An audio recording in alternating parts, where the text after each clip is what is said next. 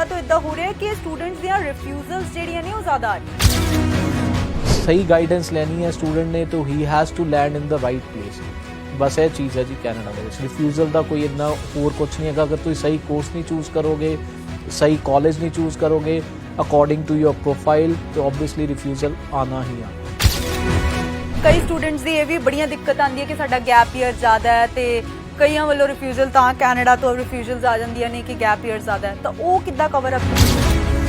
Gap दे कोई problem नहीं है। I have seen student who had 8-9 years of gap, teaching experience सीगा, एक प्रॉपर एक्सपीरियंस सीगा ਜਿਹੜਾ ਅਸੀਂ ਜਸਟੀਫਾਈ ਕਰ ਪਾਏ, ਸੋ ਦੇ got the visa. They are not Canada ਦੇਖੋ ਅੱਜ ਦੀ ਡੇਟ ਕਹਿ ਰਿਹਾ ਸਟੂਡੈਂਟ ਨੂੰ ਮੋਟੀਵੇਟ ਕਰ ਰਿਹਾ ਤੁਸੀਂ ਸਾਡੇ ਕੋਲ ਆਓ, ਬਟ ਇੱਕ ਚੰਗੇ ਸਟੂਡੈਂਟ ਨੂੰ, ਚੰਗਾ ਸਟੂਡੈਂਟ ਜਿਹੜਾ ਸਹੀ ਤਰੀਕੇ ਨਾਲ ਚੱਲਦਾ, ਫੇਅਰ ਚੱਲਦਾ। ਦੇਖੋ ਪੰਜਾਬ 'ਚ ਬੜੀ ਗਲਤ ਫਹਿਮੀਆਂ ਕਿ ਜੀ ਸਾਡੀ ਸੈਟਿੰਗ ਹੈ ਐਮਬੈਸੀਆਂ ਦੇ ਵਿੱਚ, ਐਸਾ ਕੋਈ ਥੰਬ ਰੂਲ ਨਹੀਂ ਹੈਗਾ, ਕੁਛ ਨਹੀਂ ਹੈਗਾ ਜੀ, ਇਹ ਸਭ ਡਰਾਮਾ ਹੈ। Fees after visa it is more of a gamble ਸਮਝਦੇ ਹੋ, ਜੂਆ ਖੇਲਿਆ ਜਾਂਦਾ।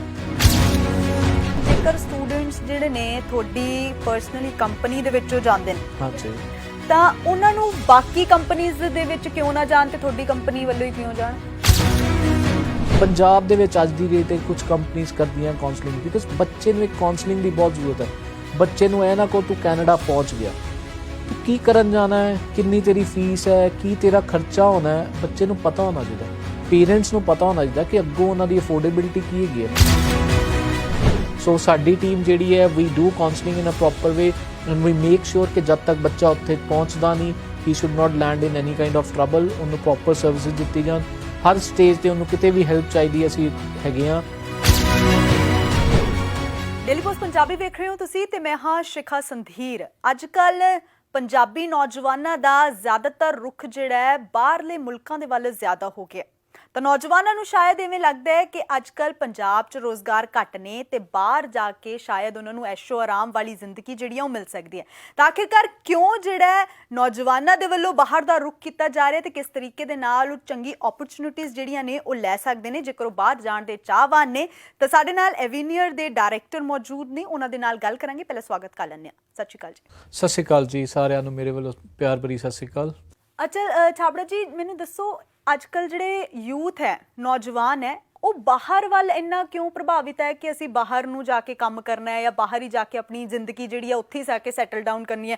ਕਿਉਂਕਿ ਮੰਨ ਲਓ ਕਿ ਪੰਜਾਬ ਦੇ ਵਿੱਚ ਅੱਜ ਕੱਲ ਹਰੇਕ ਪਰਿਵਾਰ ਦੇ ਵਿੱਚੋਂ ਇੱਕ ਨੌਜਵਾਨ ਤਾਂ ਅਜਿਹਾ ਜ਼ਰੂਰ ਮਿਲ ਜਾਂਦਾ ਹੈ ਕਿ ਅਸੀਂ ਬਾਹਰ ਜਾਣਾ। ਬਿਲਕੁਲ ਜੀ, ਤੁਸੀਂ ਬਿਲਕੁਲ ਸਹੀ ਕਿਹਾ। ਦੇਖੋ ਗੱਲ ਹੈ ਓਪਰਚੁਨਿਟੀ। ਹਰ ਬੱਚਾ ਕਹਿੰਦਾ ਮੈਨੂੰ ਓਪਰਚੁਨਿਟੀ ਕਿੱਥੇ ਮਿਲਦੀ। ਪਹਿਲੇ ਜ਼ਮਾਨੇ 'ਚ ਅਗਰ ਆਪਾਂ 10 ਸਾਲ 15 ਸਾਲ ਪਿੱਛੇ ਚੱਲ ਜਾਈਏ, ਇੱਕ 12th ਕਰਦਾ ਸੀ ਬੱਚਾ, ਕਹਿੰਦਾ ਸੀ ਮੈਂ IIT ਜਾਣਾ ਹੈ, ਇੰਜੀਨੀਅਰਿੰਗ ਕਰਨੀ ਹੈ, ਲਿਮਿਟਿਡ ਇੰਜੀਨੀਅਰਿੰਗ ਕਾਲਜਿਸ ਹੁੰਦੇ ਸੀ, ਲਿਮਿਟਿਡ IITs ਹੁੰਦੇ ਸੀ, ਕੰਪੀਟੀਸ਼ਨ ਦਾ ਜ਼ਮਾਨਾ ਸੀ। ਉਸ ਤੋਂ ਬਾਅਦ ਜੌਬ ਸੈਕਟਰ ਚੰਗਾ ਸੀਗਾ, ਠੀਕ ਹੈ। ਹੁਣ ਅੱਜ ਦੀ ਡੇਟ ਬੱਚਾ ਕਹਿੰਦਾ ਜੀ ਅਗਰ ਮੈਂ ਲੈਟਸ ਸੇ ਅਗਰ ਮੈਂ ਪੰਜਾਬ ਦੇ ਵਿੱਚ ਆਪਣੀ ਪੜ੍ਹਾਈ ਕਰਦਾ, ਮੇਰੇ ਲਈ ਕੀ ਜੌਬ ਓਪਰਚੁਨਿਟੀਜ਼ ਹੈ ਵਿਚ ਇਜ਼ ਇਕੁਅਲ ਟੂ ਜ਼ੀਰੋ। ਅਗਰ ਆਪਾਂ ਪੰਜਾਬ ਦੀ ਗੱਲ ਕਰੀਏ, ਲੈਟਸ ਸੇ ਉਹਨੂੰ ਪੰਜਾਬ ਸਟੇਟ ਤੋਂ ਬਾਹਰ ਜਾਂਦਾ ਹੈ ਜੌਬ ਓਪਰਚੁਨਿਟੀਜ਼ ਲਈ, ਉਹਨੂੰ ਫਿਰ ਸਟਰਗਲ ਕਰਨਾ ਪੈਂਦਾ ਹੈ ਵਿਦ ਲੋ ਸੈਲਰੀ ਪੈਕੇਜ। ਹੁਣ ਇੱਕ ਅੱਛੇ ਸੈਲਰੀ ਪੈਕੇਜ 'ਤੇ ਜਾਣ ਲਈ ਉਹਦੇ ਲਈ ਸਿਰਫ ਆਪਸ਼ਨਸ ਕੀ ਹੈ, IITs ਜਾਏ, IIM ਜਾਏ, ਇੱਕ ਅੱਛੇ ਕਾਲਜ ਤੋਂ BCom ਕਰੇ ਜਾਂ ਅੱਛੇ ਕਾਲਜ ਤੋਂ BBA ਕਰੇ ਤਾਂ ਕਿ ਉਹਦੇ ਲਈ ਪਲੇਸਮੈਂਟ ਓਪਰਚੁਨਿਟੀਜ਼ ਹੋਣ।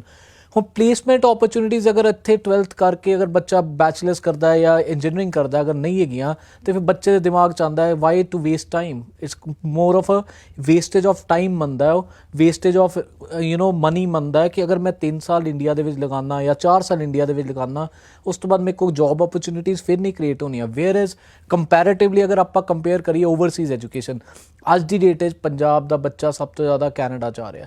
ਹੁਣ ਸਕੋਪ ਕੀ ਹੈ ਕੈਨੇਡਾ? ਦੇਖੋ ਬੱਚਾ ਜਿਹੜਾ ਵੀ ਪੰਜਾਬੀ ਜਾਂਦਾ ਵਾਪਸ ਆਉਣ ਦਾ ਨਾਮ ਤਾਂ ਲੈਂਦਾ ਨਹੀਂ। ਜਿੰਨੇ ਵੀ ਜਾਣਾ ਉਹਨੇ ਏਮ ਲੈ ਕੇ ਜਾਣਾ ਹੈ, ਮੈਂ ਕੈਨੇਡਾ ਹੀ ਸੈਟਲ ਹੋਣਾ ਹੈ, PR ਲੈਣੀ ਹੈ, ਚਾਹੇ ਉਹ 18 ਸਾਲ ਦਾ, ਚਾਹੇ 19 ਸਾਲ ਦਾ, 20 ਸਾਲ ਦਾ ਬੱਚਾ ਹੈ, ਉਹਦਾ ਏਮ PR ਹੈ। PR ਤੋਂ ਬਾਅਦ ਓਬਵੀਅਸਲੀ ਉਹਦੇ ਕੋਲ ਜੌਬ ਓਪਰਚੁਨਿਟੀਜ਼ ਹੁੰਦੇ। ਦੇਖੋ ਡਿਫਰੈਂਟ ਸੈਕਟਰਸ ਹੈਗੇ ਕੈਨੇਡਾ ਦੇ ਵਿੱਚ, ਅੱਜ ਦੀ ਡੇਟ ਵਿੱਚ ਵੀ ਓਪਰਚੁਨਿਟੀਜ਼ ਬਹੁਤ ਹੈ, ਜਾਂ ਮੈਂ ਈਵਨ ਆਸਟ੍ਰੇਲੀਆ ਬਾਕੀ ਕੰਟਰੀਜ਼ ਵੀ ਕਹੂੰਗਾ ਬਹੁਤ ਓਪਰਚੁਨਿਟੀਜ਼ ਹੈ। ਸੋ ਇੱਕ ਇੰਟਰਨੈਸ਼ਨਲ ਸਟੂਡੈਂਟ ਦੇਖੋ ਓਪਰਚੁਨਿਟੀ ਦੇਖਦਾ, ਓਪਰਚੁਨਿਟੀ ਉਹਨੂੰ ਜਿੱਥੇ ਬੈਟਰ ਮਿਲੇਗੀ ਉਹ ਉੱਥੇ ਹੀ ਚੂਜ਼ ਕਰੇਗਾ, ਚਾਹੇ ਉਹ ਕੰਟਰੀ ਕੈਨੇਡਾ ਹੈ, ਚਾਹੇ ਆਸਟ੍ਰੇਲੀਆ ਹੈ, ਚਾਹੇ ਨਿਊਜ਼ੀਲੈਂਡ, ਚਾਹੇ US। ਉਹ ਇੱਕ ਓਪਰਚੁਨਿਟੀ ਦੀ ਕਹਾਣੀ ਰਹਿ ਗਈ ਅੱਜ ਦੀ ਡੇਟ। ਉਹ ਬੱਚਾ ਕਹਿੰਦਾ, ਪੇਰੈਂਟਸ ਕਹਿੰਦੇ ਜੀ ਅਸੀਂ ਪੈਸਾ ਖਰਚਦੇ ਹਾਂ ਬੱਚੇ ਦੀ ਪੜ੍ਹਾਈ 'ਤੇ, ਕਿਆ ਉਹਦਾ ਫਿਊਚਰ ਸਿਕਿਉਰ ਹੈ? ਸੋ ਕੁਐਸਚਨ ਜਿਹੜਾ ਸਿਕਿਉਰਿਟੀ, ਫਿਊਚਰ ਪ੍ਰੋਸਪੈਕਟਸ ਜਿਹੜੇ ਹੈ ਉਹ ਇੰਡੀਆ ਨਾਲੋਂ ਉੱਥੇ ਬੈਟਰ ਹੈ। ਇਸੇ ਲਈ ਪੰਜਾਬੀ ਹਰ ਕੋਈ ਕਹਿੰਦਾ ਕਿ ਜੀ ਮੈਂ ਬਾਹਰ ਜਾਣਾ। ਪਰ ਉਰੇ ਮੈਂ ਤੁਹਾਨੂੰ ਛਾਬੜਾ ਜੀ ਦੱਸਣਾ ਚਾਹੂੰਗੀ, ਮਾਨਯੋਗ ਮੁੱਖ ਮੰਤਰੀ ਭਗਵੰਤ ਸਿੰਘ ਮਾਨ ਨੇ ਆਪਣੀ ਸਪੀਚ ਦੇ ਦੌਰਾਨ ਇਹ ਗੱਲ ਕਹੀ ਸੀ ਕਿ ਆਪਾਂ ਬਾਹਰਲੇ ਮੁਲਕ ਤੋਂ ਇੰਨਾ ਵਧੀਆ ਇੱਥੇ ਪੰਜਾਬ ਦਾ ਸੈਟਅਪ ਕਰ ਦੇਣਾ ਹੈ ਕਿ ਬਾਹਰਲੇ ਮੁਲਕ ਤੋਂ ਲੋਕੀ ਆਣਗੇ ਤੇ ਉਰੇ ਆ ਕੇ ਕੰਮ ਕਰਨਗੇ। ਦੇਖੋ ਜੀ, ਬੜੀ ਐਪਰੀਸ਼ੀਏਬਲ ਗੱਲ ਸੀਗੀ, ਮੈਂ ਤਾਂ ਐਪਰੀਸ਼ੀਏਟ ਕਰਾਂਗਾ ਅਗਰ ਉਹ ਐਫਰਟ ਲਗਾਉਣਗੇ ਤਾਂ ਆਬਵੀਅਸਲੀ ਚੰਗੀ ਗੱਲ ਹੈ। ਬਟ ਅਗਰ ਆਪਾਂ ਦੇਖੀਏ, ਅਗਰ ਆਪਾਂ ਲਾਸਟ 15-20 ਸਾਲ ਦੇਖੀਏ ਪੰਜਾਬ ਦੇ ਵਿੱਚ ਕੀ ਚੇਂਜਸ ਆਏ ਹੈ, ਕੋਈ ਇਨਫਰਾਸਟ੍ਰਕਚਰ ਡਿਵੈਲਪਮੈਂਟ ਬਹੁਤ almost zero, industry growth almost zero, business houses ਦੇਖੋ, ਆਪਾਂ ਕੋਈ ਵੀ ਲਿਮਿਟਿਡ ਅੱਛੀ ਕੰਪਨੀਜ਼ ਦੀ ਗੱਲ ਕਰੀਏ, ਕਿਸੇ ਨੇ ਪੰਜਾਬ ਦੇ ਵਿੱਚ ਆਪਣਾ ਬਿਜ਼ਨਸ ਇਨਵੈਸਟ ਕੀਤਾ ਜਾਂ ਬਿਜ਼ਨਸ ਲੈ ਕੇ ਆਏ, ਦਾ ਆਨਸਰ ਇਜ਼ ਨੋ। ਹੁਣ ਅਗਰ ਆਨਰੇਬਲ ਸੀਐਮ ਸਾਹਿਬ ਭਗਵੰਤ ਮਾਨ ਜੀ ਕਹਿ ਰਹੇ ਹੈ ਕਿ ਜੀ ਆਪਾਂ ਇਹ ਚੀਜ਼ ਲਿਆਣੀ ਹੈ, ਤਾਂ obviously it will take effort. ਹੁਣ ਉਹਨਾਂ ਕੋ ਮੈਂ ਅੱਜ ਦੀ ਡੇਟ 'ਚ ਅਗਰ ਗੱਲ ਕਰਾਂ 5 ਸਾਲ ਦਾ ਟਾਈਮ ਹੈ, ਹੁਣ ਵਿਦਿਨ 5 ਈਅਰਸ ਉਹ ਕੀ ਕਰਦੇ ਆ ਤਾਂ ਟਾਈਮ ਹੀ ਦੱਸੇਗਾ। ਬਟ ਅੱਜ ਦੀ ਡੇਟ ਵਿੱਚ ਜਿਹੜਾ ਬੱਚਾ ਪਾਸ ਆਊਟ ਹੋ ਰਿਹਾ, ਕਿਆ ਉਹਦੇ ਕੋਲ ਜੌਬ ਅਪਰਚੁਨਿਟੀਜ਼ ਹੈ? ਕੁਐਸਚਨ ਹੈ। ਅੱਜ ਦੀ ਡੇਟ 'ਤੇ ਜੋ ਜੌਬ ਪ੍ਰੋਵਾਈਡ ਕਰ ਸਕਦੇ ਆ, ਦੇਖੋ ਕਹਿਣਾ ਆਸਾਨ ਹੈ, at the end of the day there are lot of things which needs to be considered. ਠੀਕ ਹੈ ਜੀ, ਬਿਜ਼ਨਸ ਹਾਊਸਿਸ ਜਿਹੜੇ ਹੈਗੇ ਆ ਵੱਡੇ, ਉਹ ਆਪਣੀ ਇਨਵੈਸਟਮੈਂਟਸ ਨੂੰ ਲੈ ਕੇ ਬੜੇ ਵਾਈਜ਼ਲੀ ਚੱਲਦੇ ਆ। ਅਗਰ ਉਹਨਾਂ ਨੂੰ ਲੱਗੇਗਾ Punjab is a fruitful thing, ਉਹ ਕਰਨਗੇ। ਹੁਣ ਬਾਹਰ ਦੇ ਲੋਕਾਂ ਨੂੰ ਉਹਨਾਂ ਨੇ ਕਿਹਾ ਜੀ ਅਸੀਂ ਇੱਥੇ ਲੈ ਕੇ ਆਉਣਾ ਜੌਬ ਅਪਰਚੁਨਿਟੀ, ਦੇਖੋ ਪਹਿਲੇ ਜੌਬ ਅਪਰਚੁਨਿਟੀਜ਼ ਕ੍ਰੀਏਟ ਹੋਣਗੀਆਂ ਤੇ ਬਾਹਰ ਦਾ ਬੰਦਾ ਇੱਥੇ ਆਏਗਾ। ਅੱਜ ਦੀ ਡੇਟ 'ਚ ਕੋਈ ਵੀ ਕੈਨੇਡਾ ਜਾਂਦਾ ਹੈ, ਕੋਈ ਵੀ ਆਸਟ੍ਰੇਲੀਆ ਜਾਂਦਾ ਹੈ, ਸਟੂਡੈਂਟ ਵਾਪਸ ਆਉਣ ਦਾ ਨਾਮ ਨਹੀਂ ਲੈਂਦਾ, ਕਿਉਂਕਿ ਪਹਿਲੇ ਅਗਰ ਟ੍ਰੈਂਡ ਦੇਖੀਏ ਪੰਜਾਬੀਆਂ ਦਾ ਨਹੀਂ, ਥਰੂ ਆਊਟ ਇੰਡੀਆ ਬਾਕੀ ਜਗ੍ਹਾ ਦਾ ਟ੍ਰੈਂਡ ਦੇਖੀਏ, ਸਟੂਡੈਂਟ ਪੜ੍ਹਨ ਜਾਂਦਾ ਸੀ, ਆ ਕੇ ਇੱਥੇ ਅੱਛੀ ਜੌਬ ਕਰਦਾ ਸੀ। ਹੁਣ ਪੰਜਾਬ ਦਾ ਸਟੂਡੈਂਟ ਅੱਜ ਦੀ ਡੇਟ 'ਤੇ ਬਾਹਰ ਜਾਂਦਾ ਹੈ, ਕੋਈ ਵਾਪਸ ਨਹੀਂ ਆਉਂਦਾ। ਕਿਉਂ? ਉਹਦੀ ਉੱਥੇ ਸੈਲਰੀ ਅੱਛੀ ਹੋ ਜਾਂਦੀ ਹੈ, ਉਹ ਕੰਪੈਰੀਜ਼ਨ ਚਾਹੇ ਆਪਾਂ ਕਹੀਏ ਡਾਲਰ ਰੇਟ ਦੇ ਕਾਰਨ ਹੋ ਜਾਂਦਾ ਹੈ, ਭਾਵੇਂ ਉੱਥੇ ਓਪਰਚੁਨਿਟੀ। ਬਟ ਅਗਰ ਪੰਜਾਬ ਦੇ ਵਿੱਚ ਬਿਜ਼ਨਸ ਗਰੋਥ ਹੀ ਨਹੀਂ ਹੈਗੀ, ਅਗਰ ਗਰੋਥ ਕਹੀਏ ਕੋਈ ਬਿਜ਼ਨਸ ਹਾਊਸਿਸ ਚੰਗੇ ਇਨਵੈਸਟਮੈਂਟਸ ਹੀ ਨਹੀਂ ਕਰ ਰਹੇ, ਤੇ ਆਨਰੇਬਲ ਸੀਐਮ ਸਾਹਿਬ ਹੁਣ ਜਿਹੜਾ ਇਹ ਸੁਪਨਾ ਦੇਖ ਰਹੇ, ਆਈ ਹੋਪ ਉਹ ਪੂਰਾ ਕਰ ਪਾਉਣ ਤੇ ਪੰਜਾਬ ਦੇ ਬੱਚੇ ਨੂੰ, ਯੂਥ ਨੂੰ ਇੱਕ ਅੱਛਾ ਫਿਊਚਰ ਦੇ ਪਾਉਣ। ਬਟ ਉਹਨਾਂ ਤਾਂ ਕੁਐਸਚਨ ਉਹੀ ਆਨਸਰ ਕਰਨਗੇ 5 ਸਾਲ ਦੇ ਵਿੱਚ ਕੀ ਹੁੰਦਾ ਹੈ ਤਾਂ ਟਾਈਮ ਹੀ ਦੱਸੇਗਾ। ਨਹੀਂ, ਪਰ ਜਿਹੜੇ ਪੰਜਾਬ ਦੇ ਨੌਜਵਾਨ ਹੈ ਜਾਂ ਯੂਥ ਕਹਿ ਲਓ, ਜ਼ਿਆਦਾਤਰ ਮੈਂ ਦੇਖਿਆ ਹੈ ਕਿ ਜੇਕਰ ਬਾਹਰਲਾ ਕੋਈ ਮੁਲਕ ਚੂਜ਼ ਵੀ ਕਰਦੇ ਆ ਨਾ, ਉਹ ਇਹੀ ਕਰਦੇ ਨੇ ਕਿ ਕੈਨੇਡਾ ਦੇ ਵੱਲ ਜਾਣਾ। ਤਾਂ ਕੈਨੇਡਾ 'ਚ ਐਸਾ ਕੀ ਹੈ ਜੋ ਉੱਥੇ ਜ਼ਿਆਦਾ ਜਾਂਦੇ ਨੇ ਸਟੂਡੈਂਟਸ? ਦੇਖੋ ਜੀ, ਸਭ ਤੋਂ ਪਹਿਲੀ ਵੱਡੀ ਚੀਜ਼ ਮੈਂ ਕਹੂੰਗਾ ਸਟੇਟਸ ਸਿੰਬਲ। ਠੀਕ ਹੈ, ਇੱਕ ਸਟੇਟਸ ਸਿੰਬਲ ਬਣ ਚੁੱਕਾ ਕੈਨੇਡਾ। ਅੱਜ ਦੀ ਡੇਟ 'ਤੇ ਤੁਸੀਂ ਕਿਸੇ ਪੇਰੈਂਟਸ ਨੂੰ ਵੀ ਪੁੱਛੋ ਨਾ, ਅੱਛਾ ਤੁਹਾਡਾ ਬੇਟਾ ਕੀ ਕਰ ਰਿਹਾ, ਅਗਰ ਉਹ ਕਹਿੰਦੇ ਨਾ ਕੈਨੇਡਾ ਪੜ੍ਹ ਰਿਹਾ, ਠੀਕ ਹੈ, ਉਹ ਇੱਕ ਆਪਣੇ ਆਪ ਨੂੰ ਸਟੇਟਸ ਸਿੰਬਲ ਬਣ ਗਿਆ ਕੈਨੇਡਾ ਦਾ, ਕਿ ਜੀ ਸਾਡਾ ਬੇਟਾ ਕੈਨੇਡਾ ਦੇ ਵਿੱਚ PR ਹੈ, ਸਾਡਾ ਬੇਟਾ ਕੈਨੇਡਾ ਦੇ ਵਿੱਚ ਵਰਕ ਪਰਮਿਟ 'ਤੇ ਹੈ, ਸਾਡਾ ਬੇਟਾ ਪੜ੍ਹ ਰਿਹਾ। ਅਗਰ ਆਪਾਂ ਓਪਰਚੁਨਿਟੀ ਦੀ ਗੱਲ ਕਰੀਏ, ਦੇਖੋ at the end of the day Punjabi student ਦਾ ਦਿਮਾਗ 'ਚ ਇੱਕੋ ਚੀਜ਼ ਹੈ, PR ਸਭ ਤੋਂ ਆਸਾਨ ਕਿੱਥੇ ਅੱਜ ਦੀ ਡੇਟ 'ਚ? ਕੈਨੇਡਾ ਦੇ ਵਿੱਚ। ਹੁਣ ਕੈਨੇਡਾ ਪ੍ਰੋਸਪੈਕਟਸ ਵੀ ਅੱਛੇ ਹੈ। ਇੱਕ 12th ਦਾ ਬੱਚਾ ਦੇਖੋ 19 ਸਾਲ 18 ਸਾਲ ਦੀ ਉਮਰ 'ਚ ਜਾਂਦਾ ਹੈ, 2 ਸਾਲ ਦਾ ਡਿਪਲੋਮਾ ਕਰਦਾ ਹੈ, 3 ਸਾਲ ਦਾ ਵਰਕ ਪਰਮਿਟ ਮਿਲ ਜਾਂਦਾ ਹੈ, ਵਿਦਿਨ 3-4 ਈਅਰਸ ਉਹ PR ਹੋ ਜਾਂਦਾ ਹੈ। ਠੀਕ ਹੈ ਜੀ, ਉਸ ਕੰਟਰੀ 'ਚ ਉਹਦੇ ਪੈਰ ਪੱਕੇ ਹੋ ਗਏ, ਉਹਦੇ ਲਈ ਓਪਰਚੁਨਿਟੀਜ਼ ਹੋਰ ਖੁੱਲ੍ਹ ਗਈਆਂ। ਵੇਅਰ ਐਜ਼ ਆਪਾਂ ਕੰਪੇਅਰ ਕਰੀਏ ਆਸਟ੍ਰੇਲੀਆ ਨਾਲ, ਆਸਟ੍ਰੇਲੀਆ PR ਨੂੰ ਲੈ ਕੇ ਥੋੜ੍ਹਾ ਸਟ੍ਰਿਕਟ ਹੋ ਗਿਆ ਕੁਝ ਸਾਲਾਂ ਤੋਂ। ਠੀਕ ਹੈ, ਬੈਂਡ ਸਕੋਰ ਇੰਨੇ ਕਰੋ, ਇੰਨੇ ਪੁਆਇੰਟਸ ਕਰੋ, ਐਵਰੀ ਨਾਓ ਐਂਡ ਦੈਨ ਉਹਨਾਂ ਦਾ ਚੇਂਜਸ ਆਉਂਦੇ ਰਹਿੰਦੇ ਕਿ ਜੀ ਸਾਡੀ ਇੰਨੀ ਰਿਕੁਆਇਰਮੈਂਟ ਹੋ ਗਈ, ਇੰਨੇ ਪੁਆਇੰਟਸ ਚਾਹੀਦੇ ਤੁਹਾਨੂੰ, ਹੁਣ ਇੰਨੇ। ਸੋ ਆਸਟ੍ਰੇਲੀਆ ਕਿਤੇ ਨਾ ਕਿਤੇ ਬੱਚਾ ਡਰਦਾ ਜਾਣ ਤੋਂ। ਨਿਊਜ਼ੀਲੈਂਡ ਦੀ ਗੱਲ ਕਰੀਏ, ਕਰੋਨਾ ਤੋਂ ਬਾਅਦ ਹਾਲੇ ਤੱਕ ਕੋਈ ਨਿਊਜ਼ ਨਹੀਂ, ਕਦੋਂ ਓਪਨ ਹੋਣਾ, ਕਦੋਂ ਕੀ ਹੋਣਾ। ਠੀਕ ਹੈ ਜੀ, ਤੇ ਬੱਚੇ ਨੂੰ ਅੱਜ ਦੀ ਡੇਟ ਸਭ ਤੋਂ ਸੂਟੇਬਲ ਕੰਟਰੀ ਜਿਹੜਾ ਲੱਗਦਾ ਉਹ ਕੈਨੇਡਾ ਲੱਗਦਾ, ਬਿਕੋਜ਼ US ਦੇ ਵਿੱਚ ਵੀ ਅਗਰ ਤੁਸੀਂ ਪੜ੍ਹਨ ਜਾਂਦੇ ਹੋ ਨਾ, legally you are not allowed to work outside the university campus. ਤੋ ਬੱਚੇ ਨੂੰ ਕਿਤੇ ਨਾ ਕਿਤੇ ਪਤਾ ਹੈ ਕਿ ਜੀ ਕੈਨੇਡਾ ਹੀ ਇੱਕ ਮੇਰੇ ਲਈ ਐਸਾ ਕੰਟਰੀ ਹੈ ਜਿੱਥੇ ਮੈਂ 20-22 ਸਾਲ ਦੀ ਉਮਰ 'ਚ PR ਹੋ ਸਕਦਾ ਤੇ ਮੇਰੇ ਲਈ ਜੌਬ ਪ੍ਰੋਸਪੈਕਟਸ ਚੰਗੇ ਹੈ। ਅਗਰ ਮੇਰੀ ਫੈਮਿਲੀ, ਦੇਖੋ ਜੀ ਇੱਥੇ ਫੈਮਿਲੀ, ਹੁਣ CM ਸਾਹਿਬ ਦੀ ਤੁਸੀਂ ਗੱਲ ਕੀਤੀ, ਮੈਂ ਉਹਨਾਂ ਦੀ ਗੱਲ ਹੀ ਕਹੂੰਗਾ। ਉਹਨਾਂ ਨੇ ਬੜੀ ਇੱਕ ਅੱਛੀ ਸਟੇਟਮੈਂਟ ਦਿੱਤੀ ਸੀ ਕਿ ਜੀ ਮੈਨੂੰ ਅਗਰ ਆਪਣੀ ਸਟੇਟ ਦੀ ਭਲਾਈ ਲਈ ਮੈਨੂੰ ਆਪਣੇ ਦੂਜੀ ਸਟੇਟ ਜਾਂ ਦੂਸਰੀ ਕੰਟਰੀ ਜਾਣਾ ਪਏ ਕੋਈ ਨੌਲੇਜ ਲੈਣ ਜਾਂ ਕੋਈ ਰਿਫਾਰਮਸ ਲੈਣ ਲਈ, ਮੈਂ ਜ਼ਰੂਰ ਜਾਊਂਗਾ। ਤੇ ਸੇਮ ਬੱਚੇ ਦਾ ਹਾਲ ਹੈ। ਅੱਜ ਦੀ ਡੇਟ 'ਤੇ ਬੱਚਾ ਕਹਿੰਦਾ ਜੀ ਅਗਰ ਮੈਂ ਆਪਣੀ ਫੈਮਿਲੀ ਦੇ ਚੰਗੇ ਲਈ, ਫੈਮਿਲੀ ਦੇ ਚੰਗੇ ਫਿਊਚਰ ਲਈ ਅਗਰ ਮੈਂ ਕਿਸੇ ਹੋਰ ਕੰਟਰੀ ਜਾਣਾ ਤੇ ਮੈਂ ਜਾਊਂਗਾ। ਸੋ ਇਹ ਸਿੰਪਲ ਆਨਸਰ ਹੈ ਕਿ ਜੀ ਕੈਨੇਡਾ ਇੱਕ ਅੱਛੇ ਪ੍ਰੋਸਪੈਕਟਸ ਹੈਗੇ ਹੈ, PR ਜਲਦੀ ਹੈ, ਵੀਜ਼ਾ ਈਜ਼ਲੀ ਦਿੰਦਾ, ਤੁਹਾਡਾ ਪ੍ਰੋਫਾਈਲ ਸੂਟੇਬਲ ਹੈ, you can easily get the visa. ਪਰ ਸਭ ਤੋਂ ਮੁਸ਼ਕਿਲ ਚੀਜ਼ ਨਾ ਕੈਨੇਡਾ ਦੇ ਵਿੱਚ ਸਟੂਡੈਂਟਸ ਨੂੰ ਜ਼ਿਆਦਾਤਰ ਇਸ ਚੀਜ਼ ਦੀ ਆ ਰਹੀ ਹੈ ਕਿ ਕਿਉਂਕਿ ਲੱਖਾਂ ਦੀ ਗਿਣਤੀ ਦੇ ਵਿੱਚ ਪਹਿਲੀ ਗੱਲ ਤਾਂ ਕੈਨੇਡਾ ਜਾਂਦੇ ਨੇ ਸਟੂਡੈਂਟਸ, ਠੀਕ ਹੈ, ਤੇ ਉਹਦੇ ਵਿੱਚ ਰਿਫਿਊਜ਼ਲਸ ਜਿਹੜੇ ਨੇ ਜ਼ਿਆਦਾ ਆ ਰਹੇ ਨੇ ਕਿਉਂਕਿ ਸਿਰਫ ਇੰਡੀਆ ਤੋਂ ਤਾਂ ਜਾਂਦੇ ਨਹੀਂ ਸਟੂਡੈਂਟਸ, ਹੋਰ ਮੁਲਕਾਂ ਤੋਂ ਵੀ ਜਾਂਦੇ ਨੇ ਕਿਉਂਕਿ ਸਪੇਸ ਜ਼ਿਆਦਾ ਉੱਥੇ, ਕਿਉਂਕਿ ਉਹਨਾਂ ਨੇ ਕਿਹਾ ਹੋਇਆ ਵੀ ਓਪਨ ਆ ਅਸੀਂ ਤਾਂ। ਪਰ ਕਈ ਸਾਲਾਂ ਤੋਂ ਇਦਾਂ ਹੋ ਰਿਹਾ ਕਿ ਸਟੂਡੈਂਟਸ ਦੀਆਂ ਰਿਫਿਊਜ਼ਲਸ ਜਿਹੜੀਆਂ ਨੇ ਉਹ ਜ਼ਿਆਦਾ ਆ ਰਹੀਆਂ ਨੇ। ਦੇਖੋ ਜੀ, ਰਿਫਿਊਜ਼ਲਸ ਇੱਕ ਬੜਾ ਸਿੰਪਲ ਲੌਜਿਕ ਹੈ। ਸਟੂਡੈਂਟਸ ਅਗਰ ਹਰ ਪ੍ਰੋਫਾਈਲ ਸੂਟੇਬਲ ਹੋਏ ਤਾਂ ਹਰ ਬੱਚਾ ਪੰਜਾਬ ਦਾ ਅੱਜ ਦੀ ਡੇਟ ਕੈਨੇਡਾ ਜਾਣ ਲਈ ਬੈਠਾ ਹੈ। ਰਿਫਿਊਜ਼ਲਸ ਕਿਉਂ ਆਉਂਦੀਆਂ? ਸੁਪਨੇ ਥੋੜਾ ਬਹੁਤ ਸਾਡੇ ਇੰਡਸਟਰੀ 'ਚ ਵੀ ਮੈਂ ਕਹੂੰਗਾ ਗਲਤ ਸੁਪਨੇ ਦਿਖਾਏ ਜਾਂਦੇ ਆ। ਠੀਕ ਹੈ ਜੀ, ਅਗਰ ਮੈਂ ਕਹਾਂ 30 ਕੋਈ ਜ਼ਮਾਨਾ ਸੀਗਾ ਥੋੜੀ ਲੋ ਪ੍ਰੋਫਾਈਲਸ ਨੂੰ ਵੀ ਵੀਜ਼ਾ ਦਿੰਦਾ ਸੀ ਕੈਨੇਡਾ, ਬਟ ਅੱਜ ਦੀ ਡੇਟ ਜਿੱਦਾਂ ਜਿੱਦਾਂ ਟਾਈਮ ਦੇ ਨਾਲ ਡਿਮਾਂਡ ਵੱਧਦੀ ਜਾ ਰਹੀ ਹੈ, ਰਾਈਟ, ਪਹਿਲੇ ਸਿਰਫ ਪੰਜਾਬ ਤੇ ਗੁਜਰਾਤ ਕੈਨੇਡਾ ਨੂੰ ਫੋਕਸ ਕਰਦਾ ਸੀ। ਅੱਜ ਦੀ ਡੇਟ ਤੁਸੀਂ ਦੇਖੋ ਸਾਊਥ ਇੰਡੀਆ ਤੋਂ ਵੀ ਬੱਚਾ ਕੈਨੇਡਾ ਜਾਂਦਾ ਹੈ, ਮਹਾਰਾਸ਼ਟਰ ਤੋਂ ਵੀ ਬੱਚਾ, ਦਿੱਲੀ ਵਾਲਾ ਬੱਚਾ ਵੀ ਕੈਨੇਡਾ ਜਾਂਦਾ ਹੈ, ਕਿਉਂਕਿ ਇੱਕ ਉਹ ਫਿਊਚਰ ਅੱਛਾ ਪ੍ਰੋਸਪੈਕਟ ਦੇਖਦਾ। ਸੋ ਕੰਪੀਟੀਸ਼ਨ ਓਬਵੀਅਸਲੀ ਵੱਧ ਗਿਆ। ਹੁਣ ਅਗਰ ਆਪਾਂ ਕੰਪੈਰੀਜ਼ਨ ਕਰੀਏ, ਪੰਜਾਬ ਦੇ ਬੱਚੇ ਅਗਰ 40% ਵਾਲਾ ਮਾਰਕਸ ਹੈ ਜਾਂ ਕੰਪੈरेटिवली ਇੱਕ ਬੰਬੇ ਦਾ ਬੱਚਾ ਹੈ ਮਤਲਬ ਜਿਹਦਾ ਸਕੋਰ ਅੱਛਾ 70-80% ਹੈ, ਹਾਈ ਕਮਿਸ਼ਨ ਪ੍ਰੈਫਰੈਂਸ ਉਹਨੂੰ ਦੇਗੀ, ਨਾ ਕਿ 40% ਵਾਲੇ ਨੂੰ। ਹੁਣ ਪੰਜਾਬ ਦੇ ਵਿੱਚ ਵੀ ਅਗਰ ਆਪਾਂ ਗੱਲ ਕਰੀਏ, ਬਹੁਤ ਚੰਗੇ ਸਟੂਡੈਂਟ ਵੀ ਹੁੰਦੇ ਜਿਨ੍ਹਾਂ ਦੇ ਅੱਛੇ ਐਕੈਡੈਮਿਕਸ ਹੁੰਦੇ, ਉਹ ਬੜੇ ਈਜ਼ੀਲੀ ਚਲੇ ਜਾਂਦੇ। ਠੀਕ ਹੈ ਜੀ, ਹੁਣ ਇਹ ਚੀਜ਼ਾਂ 'ਚ ਟੈਕਨੀਕੈਲਿਟੀਜ਼ ਇੱਥੇ ਸਾਡਾ ਰੋਲ ਆਉਂਦਾ ਹੈ। ਬੱਚਾ ਦੇਖੋ ਇੱਕ 12th ਪਾਸ ਆਊਟ ਹੈ, ਉਹ ਰਿਸਰਚ ਨਹੀਂ ਕਰਦਾ, ਉਹਦੇ ਦਿਮਾਗ 'ਚ ਇੱਕੋ ਚੀਜ਼ ਹੁੰਦੀ, ਕੈਨੇਡਾ ਜਾਣਾ ਮੈਂ। ਉਹਨੂੰ ਨਹੀਂ ਪਤਾ ਕਿਹੜਾ ਉਹਦੇ ਲਈ ਰਾਈਟ ਪ੍ਰੋਗਰਾਮ ਹੈ, ਕਿਹੜਾ ਕਾਲਜ ਉਹਦੇ ਲਈ ਅੱਛਾ ਹੈ, ਕਿਹੜੀ ਸਿਟੀ ਦੇ ਵਿੱਚ ਉਹਨੇ ਜਾਣਾ ਹੈ, ਕਿੱਥੇ ਜੌਬ ਓਪਰਚੁਨਿਟੀਜ਼ ਚੰਗੀਆਂ। ਹੁਣ ਇੱਥੇ ਸਾਡਾ ਕੰਸਲਟੈਂਟ ਦਾ ਰੋਲ, ਜਿੱਦਾਂ ਹੁਣ everyday educations we been working for so many years, ਕਿੰਨੇ ਬੱਚਿਆਂ ਦੇ ਸੁਪਨੇ ਅਸੀਂ ਪੂਰੇ ਕੀਤੇ, ਕੈਨੇਡਾ ਪੜ੍ਹਨ ਜਾਣ ਦੇ, ਆਸਟ੍ਰੇਲੀਆ ਪੜ੍ਹਨ ਜਾਣ ਦੇ, US, ਬਾਕੀ ਸਾਰੀ ਕੰਟਰੀ। ਸੋ ਇੱਥੇ ਸਾਡਾ ਰੋਲ ਆਉਂਦਾ ਹੈ ਕਿ ਬੱਚੇ ਨੂੰ ਪ੍ਰੋਪਰਲੀ ਕਾਉਂਸਲ ਕਰਨਾ। ਦੇਖੋ ਜੀ, ਗੱਲ ਹੁੰਦੀ ਹੈ ਉਹਨੂੰ ਇੱਕ ਕਹਿ ਦੇਣਾ ਕਿ ਜੀ ਫਾਈਲ ਪਕੜ ਲਈ ਚਲੇ ਜਾਏਗਾ, ਹੋਰ ਚੀਜ਼ ਹੈ ਇੱਕ ਬੱਚੇ ਨੂੰ ਪ੍ਰੋਪਰਲੀ ਦੱਸਣਾ ਕਿਹੜੇ ਕਾਲਜ ਤੋਂ ਜਾਣਾ ਹੈ, ਕੀ ਫੀਸ ਸਟਰਕਚਰ ਹੋਏਗਾ, ਅੱਗੋਂ ਜੌਬ ਓਪਰਚੁਨਿਟੀਜ਼ ਕੀ ਹੈ, ਅੱਗੋਂ ਤੈਨੂੰ ਕਿੱਦਾਂ PR ਦਾ ਪ੍ਰੋਸੈਸ ਚੱਲੇਗਾ। ਸੋ ਇਹ ਚੀਜ਼ਾਂ ਨੂੰ ਅਗਰ ਥੋਰੋ ਨੌਲੇਜ ਨਹੀਂ ਹੈਗੀ ਨਾ ਕੰਸਲਟੈਂਟ ਨੂੰ, ਤਾਂ ਹੀ ਇਜ਼ ਜਸਟ ਸਿਟਿੰਗ ਕਿ ਜੀ ਹਾਂ ਬੱਚਾ ਆਇਆ, ਮੈਂ ਫਾਈਲ ਫੜੀ, ਦੇਖੋ ਜੀ ਵੀਜ਼ਾ ਲੱਗ ਗਿਆ, ਨਹੀਂ ਲੱਗਾ ਤੇ ਸੌਰੀ। ਸੋ ਅਸੀਂ ਮਾਈ ਟੀਮ ਅਸੀਂ ਪ੍ਰੋਪਰਲੀ ਵਰਕਆਊਟ ਕਰਦੇ ਹਾਂ ਪ੍ਰੋਫਾਈਲ 'ਤੇ, ਕਿੱਦਾਂ ਸਟੂਡੈਂਟ ਨੂੰ ਇੱਕ ਪ੍ਰੋਪਰ ਵੇ ਦੇ ਨਾਲ ਵੀਜ਼ਾ ਲੈ ਕੇ ਦੇਣਾ, ਕਿੱਦਾਂ ਆਫਰ ਲੈਣੀ ਹੈ, ਕਿੱਦਾਂ ਉਹਦੀ ਫੀਸ ਪੇਮੈਂਟ ਹੋਣੀ ਹੈ, ਕਿੱਦਾਂ ਵੀਜ਼ਾ ਐਪਲੀਕੇਸ਼ਨ ਫਾਈਲ ਕਰਨੀ, ਵਾਟ ਆਰ ਦਾ ਡਾਕੂਮੈਂਟਸ ਕਿਹੜੇ ਰਿਕੁਆਇਰਡ ਹੈ ਇੱਕ ਅੱਛੇ ਸਕਸੈਸਫੁਲ ਕੇਸ ਲਈ। ਸੋ ਇਹ ਚੀਜ਼ 'ਤੇ ਸਾਡਾ ਰੋਲ ਹੈਗਾ। ਓਬਵੀਅਸਲੀ ਅਗਰ ਸਹੀ ਗਾਈਡੈਂਸ ਲੈਣੀ ਹੈ ਸਟੂਡੈਂਟ ਨੇ, ਤਾਂ he has to land in the right place. ਬਸ ਇਹ ਚੀਜ਼ ਹੈ ਜੀ ਕੈਨੇਡਾ ਦੇ ਵਿੱਚ। ਰਿਫਿਊਜ਼ਲ ਦਾ ਕੋਈ ਇੰਨਾ ਹੋਰ ਕੁਛ ਨਹੀਂ ਹੈਗਾ। ਅਗਰ ਤੁਸੀਂ ਸਹੀ ਕੋਰਸ ਨਹੀਂ ਚੂਜ਼ ਕਰੋਗੇ, ਸਹੀ ਕਾਲਜ ਨਹੀਂ ਚੂਜ਼ ਕਰੋਗੇ ਅਕੋਰਡਿੰਗ ਟੂ ਯੋਰ ਪ੍ਰੋਫਾਈਲ, ਤੇ ਓਬਵੀਅਸਲੀ ਰਿਫਿਊਜ਼ਲ ਆਣਾ ਹੀ ਆਣਾ। ਤਾਂ ਇਹ ਤਾਂ ਗੱਲ ਹੋ ਗਈ ਹੈ ਨਾ ਸਟੂਡੈਂਟ ਵੀਜ਼ਾ ਰਿਫਿਊਜ਼ਲਸ ਦੀ।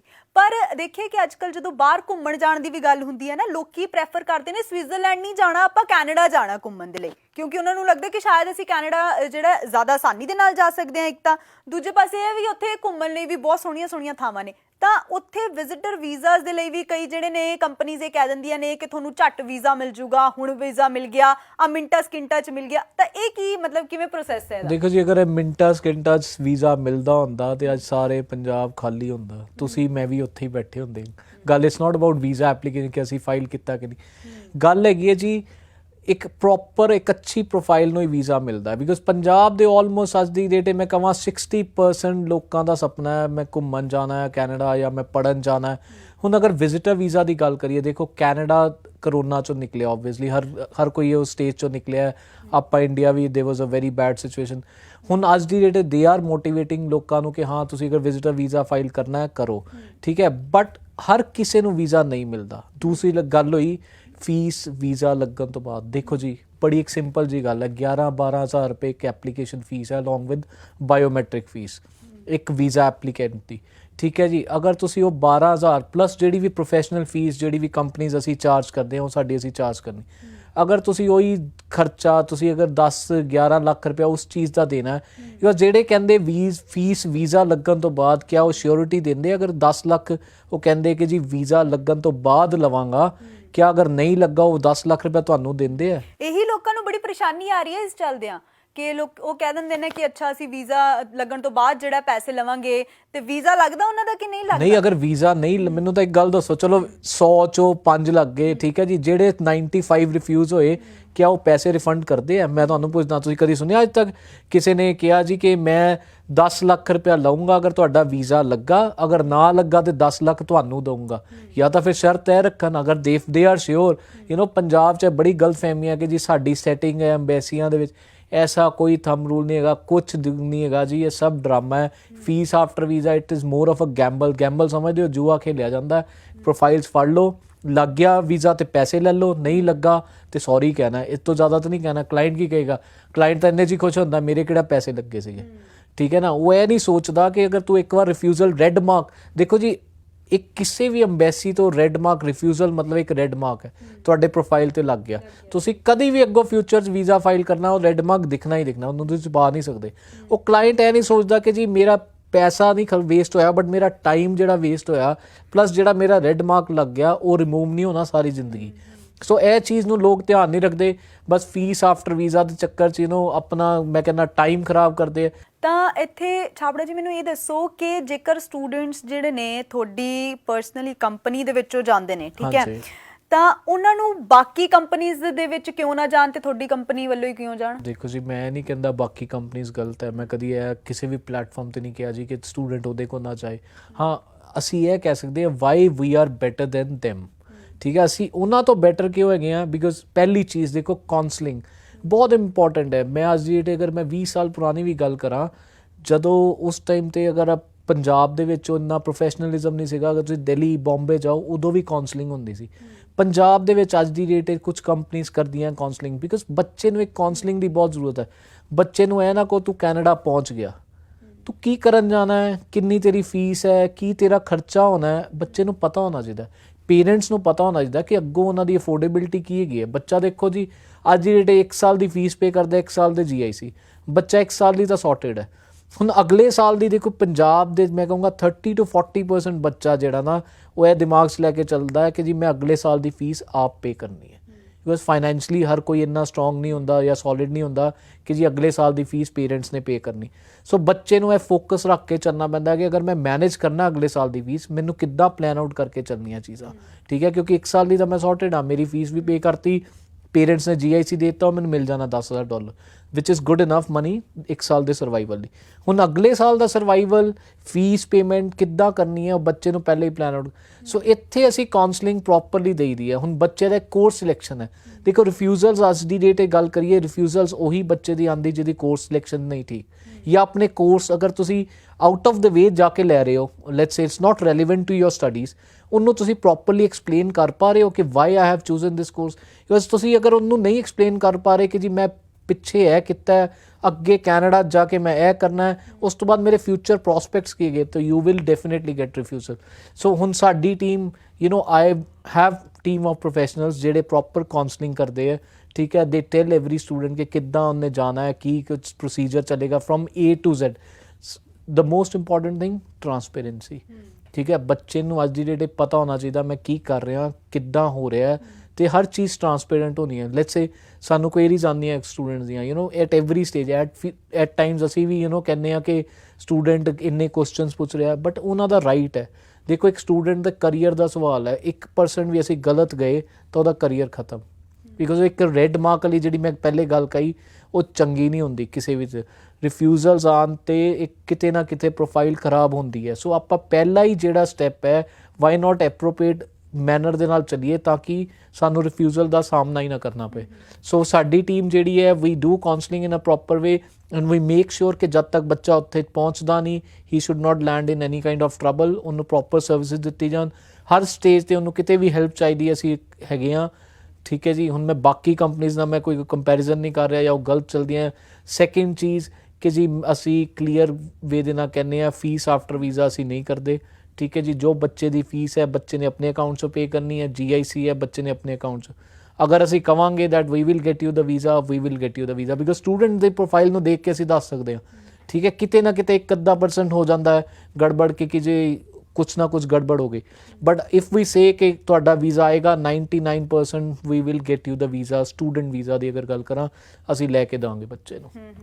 ਅੱਛਾ, ਗੈਪ ਈਅਰ ਕਿੰਨਾ ਕੁ ਹੋ ਸਕਦਾ? ਕਿਉਂਕਿ ਕਈ ਸਟੂਡੈਂਟਸ ਦੀ ਇਹ ਵੀ ਬੜੀਆਂ ਦਿੱਕਤ ਆਉਂਦੀ ਹੈ ਕਿ ਸਾਡਾ ਗੈਪ ਈਅਰ ਜ਼ਿਆਦਾ ਹੈ, ਤੇ ਕਈਆਂ ਵੱਲੋਂ ਰਿਫਿਊਜ਼ਲ ਤਾਂ ਕੈਨੇਡਾ ਤੋਂ ਰਿਫਿਊਜ਼ਲਸ ਆ ਜਾਂਦੀਆਂ ਨੇ ਕਿ ਗੈਪ ਈਅਰ ਜ਼ਿਆਦਾ ਹੈ, ਤਾਂ ਉਹ ਕਿੱਦਾਂ ਕਵਰ ਅਪ ਕਰਨਗੇ? ਗੈਪ ਦਾ ਮੈਂ ਬੜਾ ਇੰਟਰਸਟਿੰਗ ਕੇਸ ਡਿਸਕਸ ਕਰਾਂਗਾ। ਹੁਣੇ ਬੱਚਾ ਗਿਆ I think a week ago, student ਦਾ ਪ੍ਰੋਫਾਈਲ ਡਿਸਕਸ ਕਰਾਂਗਾ। He was in Gujarat, basically Punjab ਦਾ ਸੀਗਾ। ਹਿਜ਼ ਵਾਈਫ ਪਾਸਡ ਅਵੇ ਇਨ ਡਿਊਰਿੰਗ ਕਰੋਨਾ ਟਾਈਮ, ਠੀਕ ਹੈ ਜੀ। Then he made up his mind ਕਿ ਜੀ ਮੈਂ ਪੜ੍ਹਨ ਜਾਣਾ ਹੈ। 10 ਸਾਲ ਪਹਿਲੇ ਉਹ UK ਤੋਂ ਵਾਪਸ ਆਇਆ ਸੀਗਾ, ਠੀਕ ਹੈ ਜੀ। ਉਸ ਤੋਂ ਬਾਅਦ ਓਬਵੀਅਸਲੀ ਲਾਈਫ 'ਚ ਸਟਰਗਲ ਕਰ ਰਿਹਾ ਸੀ। Mukerian he was working for an ਆਈਲ centre as a business development executive. ਉਸ ਤੋਂ ਬਾਅਦ ਉੱਥੇ ਕਰੋਮਾ ਜੌਬ ਕਰ ਰਿਹਾ ਸੀ ਗੁਜਰਾਤ ਦੇ ਵਿੱਚ। 10 ਈਅਰ ਗੈਪ, ਹੀ ਗॉट ਦ ਵੀਜ਼ਾ। ਠੀਕ ਹੈ, ਹੁਣ ਗੈਪ ਦੇਖੋ, ਪੜ੍ਹਾਈ ਦੀ ਕੋਈ ਉਮਰ ਨਹੀਂ ਹੈ। I've scene people going Oxford ਪੜ੍ਹਨ ਜਾਂਦੇ ਸੀ ਪਹਿਲੇ ਜ਼ਮਾਨੇ 'ਚ ਵੀ, ਅੱਜ ਦੇ ਜ਼ਮਾਨੇ 'ਚ ਵੀ ਜਾਂਦੇ।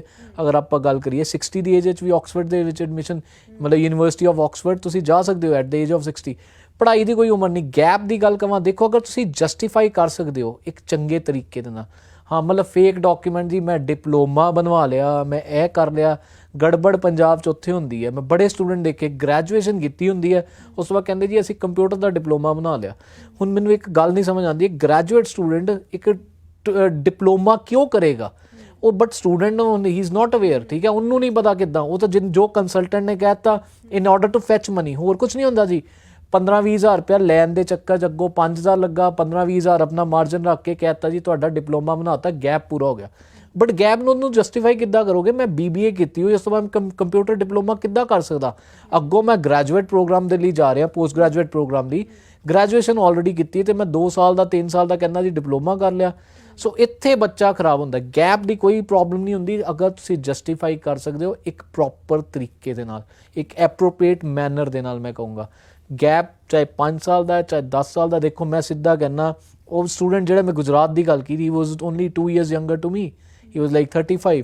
ਤੇ ਹੁਣ ਉਹ ਅਗਰ 35 ਦੀ ਏਜ 'ਚ ਇੱਕ ਪੋਸਟ ਗ੍ਰੈਜੂਏਟ ਪ੍ਰੋਗਰਾਮ ਲਈ ਗਿਆ ਤੇ ਗੈਪ ਦੇ ਤੇ ਕੋਈ ਪ੍ਰੋਬਲਮ ਨਹੀਂ ਹੈ। I've scene students who head 8-9 years of gap, teaching experience ਸੀਗਾ, ਇੱਕ ਪ੍ਰੋਪਰ ਐਕਸਪੀਰੀਅੰਸ ਸੀਗਾ ਜਿਹੜਾ ਅਸੀਂ ਜਸਟੀਫਾਈ ਕਰ ਪਾਏ।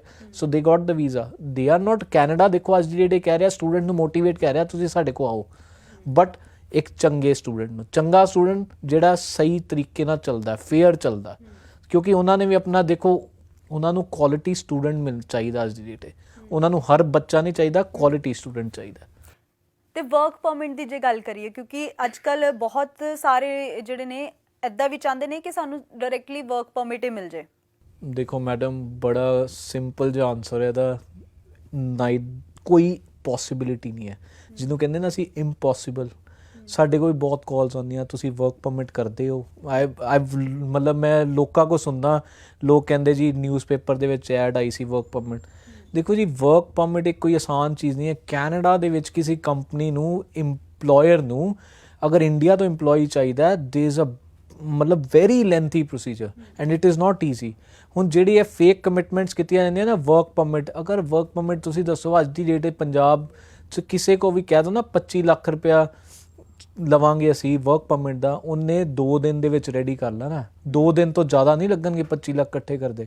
ਬਟ ਅਗਰ ਪੋਸੀਬਿਲਿਟੀ ਅਗਰ ਹੁੰਦੀ ਤੇ ਸਟੂਡੈਂਟ 17 ਲੱਖ ਰੁਪਏ ਲਗਾ ਕੇ ਕਿਉਂ ਜਾਂਦਾ? ਦੇਖੋ ਅੱਜ ਦੀ ਡੇਟ ਗੱਲ ਕਰੀਏ, ਇੱਕ ਚੰਗੇ ਕਾਲਜ ਦੀ ਫੀਸ 10 ਤੋਂ 11 ਲੱਖ ਹੈ, ਪਲੱਸ 6 ਲੱਖ GIC ਪਹੁੰਚ ਗਿਆ, 60 ਰੁਪੀਜ਼ ਡਾਲਰ ਕ੍ਰੋਸ ਕਰ ਗਿਆ।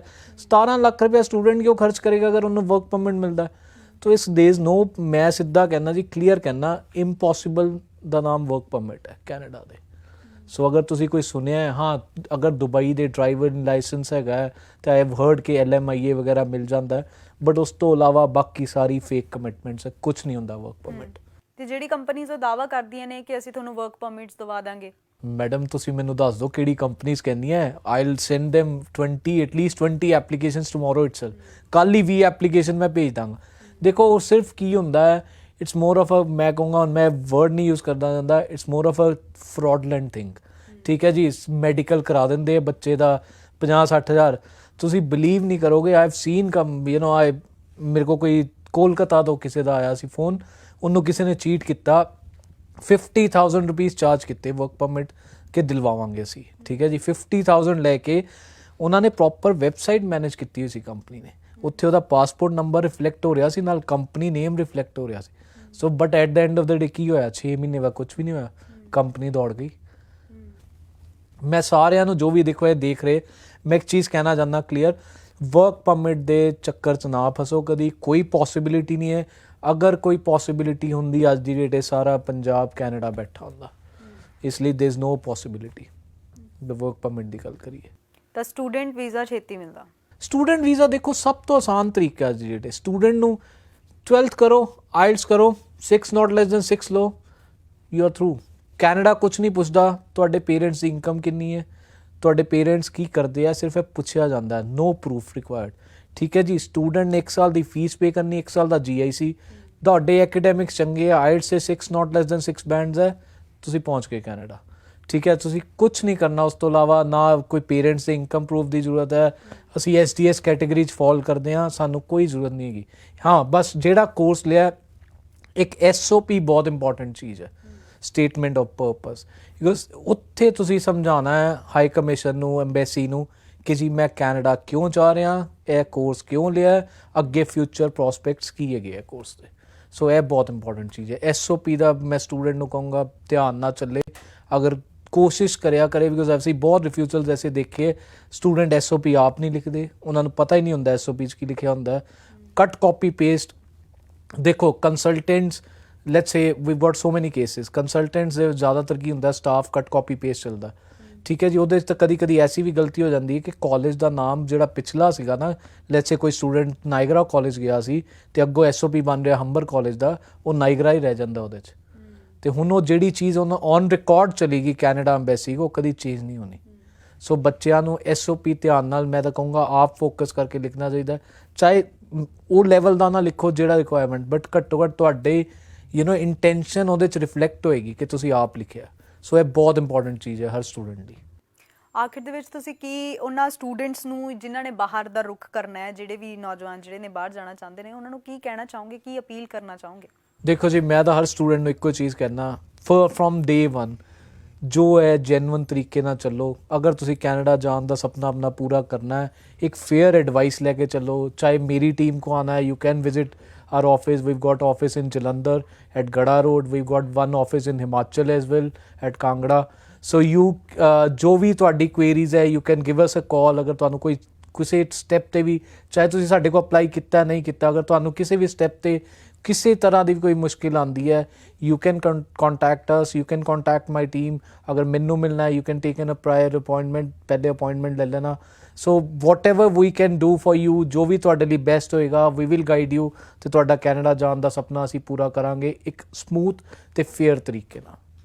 ਅਚਲ ਛਾਬੜਾ ਜੀ, ਬਹੁਤ ਬਹੁਤ ਧੰਨਵਾਦ ਸਾਡੇ ਨਾਲ ਇਹ ਸਾਰੀ ਜਾਣਕਾਰੀ ਸਾਂਝੀ ਕਰਨ ਦੇ ਲਈ। ਤਾਂ ਇਸੇ ਦੇ ਨਾਲ ਹੀ ਅੱਜ ਦੇ ਪ੍ਰੋਗਰਾਮ ਦੇ ਵਿੱਚ ਇਹੀ ਖਾਸ ਰਿਹਾ ਕਿ ਕਿਸ ਤਰੀਕੇ ਦੇ ਨਾਲ ਤੁਸੀਂ ਬਾਹਰ ਕੈਨੇਡਾ ਦੇ ਵਿੱਚ ਜਾ ਸਕਦੇ ਹੋ ਅਤੇ ਕਿਹੜੀ ਚੀਜ਼ਾਂ ਦਾ ਧਿਆਨ ਜਿਹੜਾ ਤੁਸੀਂ ਰੱਖ ਸਕਦੇ ਹੋ। ਤਾਂ ਬਾਕੀ ਅਪਡੇਟਸ ਦੇ ਲਈ ਵੇਖਦੇ ਰਹੋ ਡੇਲੀ ਪੋਸਟ ਪੰਜਾਬੀ। ਹੁਣ ਮੈਨੂੰ ਯਾਨੀ ਕਿ ਸ਼ਿਖਾ ਸੰਧੀ ਨੂੰ ਦੇ ਦਿਓ ਇਜਾਜ਼ਤ। ਧੰਨਵਾਦ।